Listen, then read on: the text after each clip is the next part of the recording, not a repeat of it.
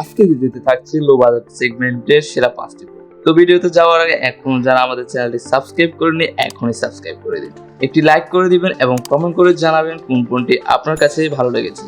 এই লিস্টের নাম্বার 1-এ যে ফোনটি রয়েছে সেটা হচ্ছে Oppo A5X। Oppo A5X এ Qualcomm Snapdragon 8s Gen 1 processor ব্যবহার করা হয়েছে।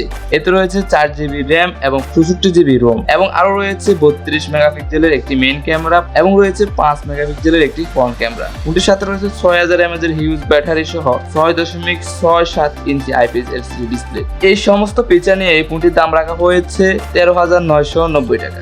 এই লিস্টের নাম্বার 2-তে যে ফোনটি রয়েছে ওয়ালটন ZenX 2।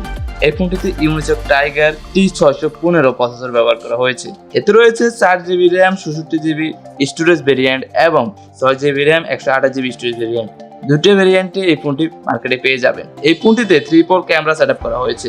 এখানে রয়েছে 52 মেগাপিক্সেলের মেইন ক্যামেরার সাথে 2MP আরেকটি ক্যামেরা রয়েছে এবং ফোনটির সামনে রয়েছে 5MP একটি ক্যামেরা এবং ফোনটির ব্যাটারি ব্যাকআপ পেয়ে যাবেন 5000 mAh এর হিউজ ব্যাটারি। তার সাথে রয়েছে 6.8 ইঞ্চি IPS LCD ডিসপ্লে।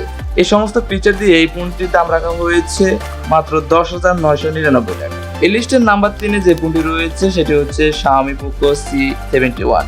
এই ফোনটিতে ইউনিসক T7250 প্রসেসর ব্যবহার করা হয়েছে এবং 4GB 6GB 8GB ROM variant রয়েছে। এই ফোনটিতে স্টোরেজ রাখা হয়েছে 128GB এবং ফোনটির ব্যাক ক্যামেরা রয়েছে 32 মেগাপিক্সেলের একটি ক্যামেরা এবং ফ্রন্ট ক্যামেরা হিসেবে রয়েছে 8 মেগাপিক্সেলের একটি ক্যামেরা। ফোনটিতে 5200 mAh এর হিউজ ব্যাটারি ব্যবহার করা হয়েছে এবং ফোনটিতে রয়েছে 6.88 ইঞ্চি IPS LCD ডিসপ্লে। এই সমস্ত ফিচার দিয়ে এই ফোনটির দাম রাখা হয়েছে মাত্র 15,000 টাকা। এই লিস্টের নাম্বার 4-এ যে ফোনটি রয়েছে সেটি হচ্ছে লাভা বোল্ট।